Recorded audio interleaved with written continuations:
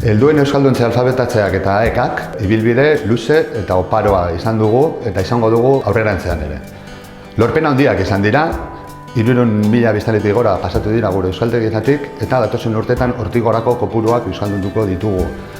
Horretarako ezinbestekoa dira 3 ardatzetan eragitea. Alde batetik doakotasuna ikasleek euskera ikasi ahal izateko poltsikotik dirurik gastatu gabe.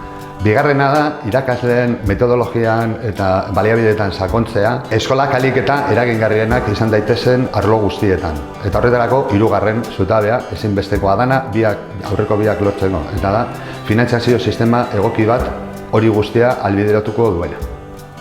Lan munduaren euskalduntzea estrategikoa da, eta normalizazio hori lortzeko elkarlana ezinbesteko tresna. Elkarlan hori administrazioa eta eragileen artekoa izan behar du. Eta hor nik Mertzeren itzala ikusten dut. Mertze hori bilida inurri lana egiten, eta aurrerantzean ere hala egin dezala opa diot, hau pasu.